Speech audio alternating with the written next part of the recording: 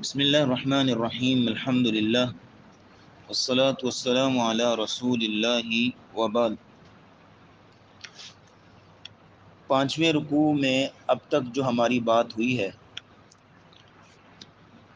اس میں یہ ہے کہ اللہ رب العزت کے نور کی مثال بیان ہوئی اور اس مثال کی حقیقت اور تعویل کو ہم نے آپ کے سامنے رکھا، اور پھر اس کے بعد آیت نمبر 36 میں اللہ رب العزت نے ان گھروں کی نشاندہی فرمائی، ان محلوں کی، ان مقامات کی کہ جہاں پہ اللہ کے نور کی یہ قندیلیں، یہ چراغ روشن ہوتے ہیں، اور جہاں پہ کسی بھی شخص کی ایمان بوسٹنگ ہوتی ہے، ایمان تازہ ہوتا ہے، روحانیت مضبوط ہوتی ہے، اور وہ اللہ کی مسجدیں ہیں جن کے بارے میں لفظ بولا گیا فی بیوت اذن اللہ ان ترفع، کہ وہ گھر کہ جن کو اللہ رب العزت نے بلند کرنے کا حکم دیا ہے۔ بلند کرنے سے مراد ان کو آباد کیا جائے، ان کے پیغامات کو عام کیا جائے۔ ایک علاقے کے اندر، ایک قصبے کے اندر، ایک گاؤں کے اندر جو مسجد ہے، وہ مسجد جو ہے وہ نمایاں ہونی چاہیے، مشہور ہونی چاہیے، تاکہ ہر فرد کے سامنے یہ تعلیمات جو مسجد کی ہیں وہ پہنچتی رہیں۔ اب آئیے آیت نمبر 37 میں اللہ رب العزت نے ان لوگوں کی طرف نشاندہی فرمائی کہ جن لوگوں کے دلوں میں اللہ کے نور کے چراغ جل رہے ہیں، یا آپ سمجھ لیجئے کہ یہد اللہ لنورہ من یشاء، کہ جو مصداق بنے ہوئے ہیں، جن کے دلوں میں اللہ کے نور کا چراغ جل رہا ہے، جگمگا رہا ہے، ان لوگوں کی صفات بیان ہوئی ہیں۔ وہ کون لوگ ہیں؟ فرمایا رجال، ایسے مرد لا تلہیہم تجارت ولا بیع عن ذکر اللہ، کہ کبھی بھی ان کو غافل نہیں کرتی ان کی تجارت، ان کے کاروبار، ان کے دنیاوی معاملات، کبھی بھی ان کو غافل نہیں کرتے عن ذکر اللہ، اللہ کے ذکر سے، وإقام الصلاۃ، نماز قائم کرنے سے، وإیتاء الزکوٰۃ، اور زکوٰۃ دینے سے۔ یعنی جتنا بڑا وہ جو ہے وہ کاروبار کر رہے ہیں، بزنس کر رہے ہیں، دنیاوی معاملات سنبھالے ہوئے ہیں، وہ ٹھیک ہے، لیکن یہ ہے کہ کسی صورت بھی اللہ کے ذکر سے غافل نہیں ہوتے، کسی صورت بھی نماز سے غافل نہیں ہوتے، زکوٰۃ ادا کرنے سے غافل نہیں ہوتے۔ یہاں لفظ کیا بولا؟ رجال، مرد۔ عورتوں کا نام کیوں نہیں لیا؟ اس لیے کہ مسجد میں نماز پڑھنا یہ مردوں پر فرض ہے۔ مسجد کی بات ہو رہی ہے نا، کہ جہاں اللہ کے نور کے چراغ جل رہے ہیں، اور کن لوگوں کے دلوں میں جل رہے ہیں؟ وہ یہ مرد ہیں۔ عورتوں پر تو اجازت ہے مسجد میں آ کے نماز پڑھنے کی، فرض نہیں ہے۔ فرض ان کا افضل یہ ہے کہ گھر میں نماز پڑھیں، جیسے کچھ دروس قبل بھی ہم نے اس کی طرف نشاندہی کی تھی۔ تو اس لیے رجال، مردوں کا نام استعمال کیا جا رہا ہے، کیونکہ مردوں پر فرض ہے مسجد میں آ کے نماز پڑھیں۔ تو اس کا مطلب ہے، اگر کوئی برا نہ مانے تو جو مسجد میں آ کے نماز ہی پڑھتا، گھر میں مصلی ہی بچھا لے، تو وہ سمجھ لے کہ وہ رجال میں نہیں آتا۔ پھر رجال، ایسے مرد لا تلہیہم تجارت، کہ کبھی بھی غافل نہیں کرتی ان کو ان کی تجارت، ولا بیع، اور نہ خرید و فروخت، عن ذکر اللہ، اللہ کے ذکر سے۔ صحابہ اکرام رضوان اللہ علیہم اجمعین جو ہیں، اسی طرح کا ان کا طور طریقہ تھا کہ وہ تجارت و کاروبار بھی کرتے تھے، بازار منڈی بھی جاتے تھے، ایک سے بڑھ کے ایک کاروباری تھا صحابہ میں سے، جیسے کہ عبد الرحمن ابن عوف، مدینہ کی انٹرنیشنل منڈی کے صف اول کے تاجر، لیکن یہ ہے کہ دوسری طرف صف اول کے نمازی بھی تھے۔ صحابہ کا یہ طور طریقہ کہ تجارت و کاروبار بھی کرتے ہیں، لیکن یہ ہے کہ اللہ کی یاد، نماز، روزہ، حج، زکوٰۃ، یہ امور جو ہیں ان سے کسی صورت بھی غافل نہیں ہوتے۔ امیر المؤمنین عمر رضی اللہ تعالیٰ عنہ کو جب ابو لؤلؤ فیروز مجوسی نے خنجر مارے تھے، جب شہید ہونے والے، فجر کی نماز پڑھا رہے تھے، تو فجر کی وہ تو گر کے خنجر پر جو لگے، لیکن آگے بڑھ کے جو ہے وہ نماز مکمل کس نے کی تھی؟ عبد الرحمن ابن عوف نے کی تھی، پیچھے امام کے کھڑے تھے۔ تو فرمایا کہ صحابہ کرام کا طور طریقہ ہوتا تھا کہ تجارت و کاروبار بھی کرتے ہیں اور ساتھ میں یہ ہے کہ اللہ کی عبادت میں مشغول رہتے ہیں۔ لیکن آج ہمارے معاشرے میں اس طرح کے آپ لوگ بہت کم آپ کو ملیں گے، بہت کم لوگ ملیں گے۔ یا تو ایسے لوگ آپ کو ملیں گے جو بالکل ہی تجارت و کاروبار میں گھس گئے، اور جناب چاہے کوئی ریڑھی لگانے والا ہے، چاہے کوئی جتنا مرضی بڑا بزنس مین ہے، کسی طرح کا بھی ہے، یا تو بالکل ہی دنیا داری میں گھس گئے اور نماز تک نہیں چکتے۔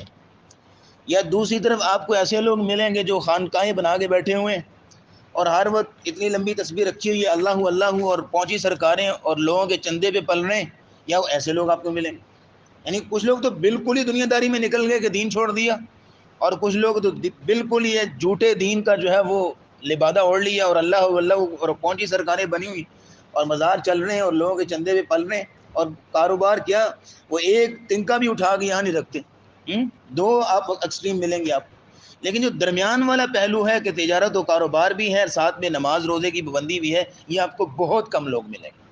لیکن یہاں جو جن لوگوں کے دلوں میں ایمان کا نور جل رہا ہے، ان کی صفت ہی یہ بیان ہو رہی ہے کہ تجارت و کاروبار بھی کرتے ہیں، یہ نہیں کہ نہیں کرتے، لیکن قابلیت یہ ہے، خاصیت یہ ہے کہ کسی بھی قسم کا تجارت و کاروبار اللہ کے ذکر سے ان کو غافل نہیں کرتا، یہ اصل چیز ہے۔ اور یہاں اللہ رب العزت نے جو اصول قائم کیا، اللہ نے حکم بھی دیا ہے سورہ منافقون میں، یا ایھا الذین آمنوا، اے ایمان والو، لا تلہکم تجارۃ، لا تلہکم اموالکم ولا اولادکم عن ذکر اللہ،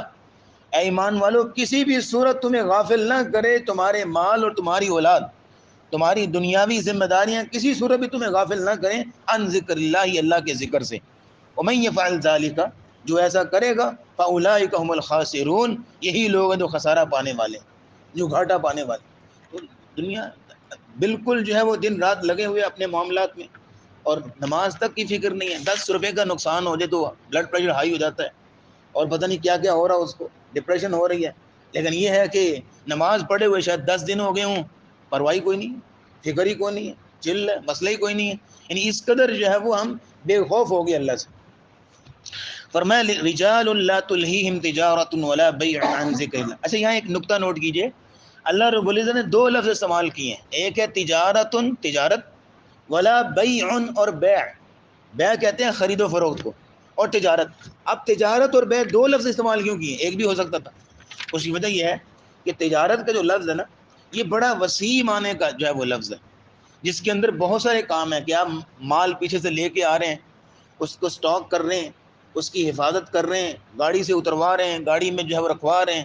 اور دکان پہ لا کے سجا رہے ہیں، اور اس کو سیٹ کر رہے ہیں، پھر بیٹھ کے گاہک کا انتظار کر رہے ہیں۔ یہ سارے امور تجارت کہلاتے ہیں، تجارت کا حصہ ہیں۔ لیکن جو بیع ہے یعنی خرید و فروخت، یہ اس موقع کی بات ہو رہی ہے جب گاہکوں کا رش لگا ہوا ہے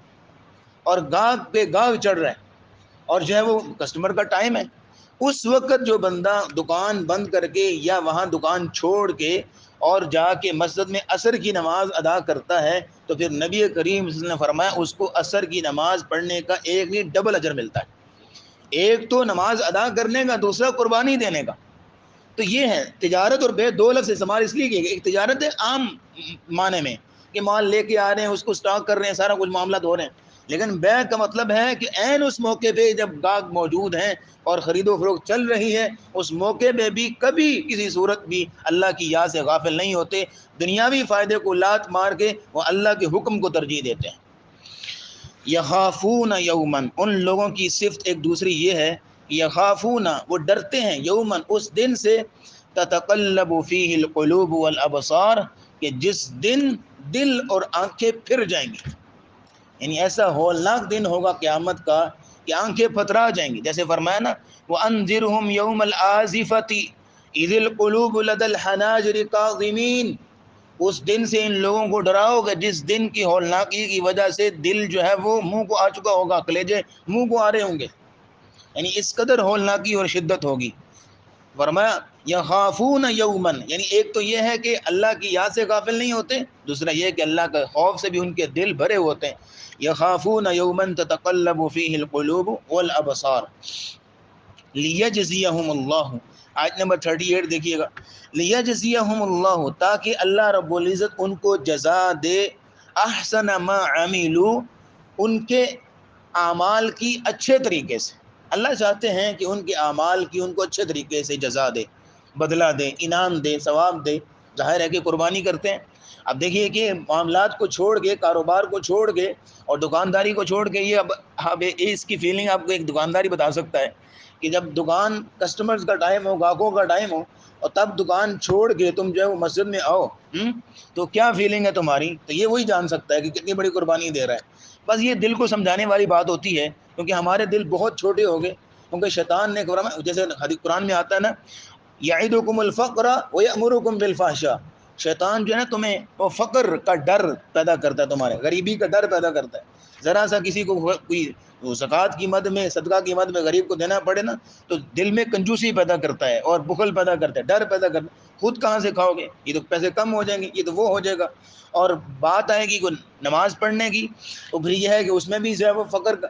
بلکہ بڑوں کی بات کیا کرتے ہو حضرت، چھوٹے بچوں کو لے لیجئے، یا آپ کہہ لیجئے کہ جو ابھی کاروبار کی سطح پر نہیں پہنچے، نابالغ ہی ہیں یا بالغ ہو چکے ہیں، لڑکپن کی عمر میں، ٹین ایجز میں ہیں، ان کا آپ دیکھ لیجئے، ذرا سا اسکول میں کوئی ٹیسٹ آ جائے، کوئی امتحان شروع ہو جائیں، پیپر شروع ہو جائیں، تو سب سے پہلا کام نماز کی چھٹی، سب سے پہلا کام، جی نماز، ہم نے پیپر یاد کرنے، ہم نے جو ٹیسٹ یاد کرنے، باقی کام چل رہے ہیں، کارٹون چل رہے ہیں، گیمیں چل رہی ہیں، سب کچھ ہو رہا ہے، لیکن سب سے پہلے جس چیز کو چھوڑنا ہے، کہ جو چیز رکاوٹ ہے پیپر تیار کرنے میں، وہ نماز ہے۔ یہ صرف یہ ہے کہ شیطان نے ایک بخل اور کنجوسی پیدا کی ہوئی دلوں میں۔ تو اللہ فرماتے ہیں لیجزیہم اللہ احسن ما عملوا، اللہ رب العزت ان کو جزا دیتے ہیں بہترین ان کے عمل کی، ویزیدہم من فضلہ، اور اللہ رب العزت زیادہ کرتے ہیں، زیادہ دیتے ہیں ان کو اپنے فضل سے۔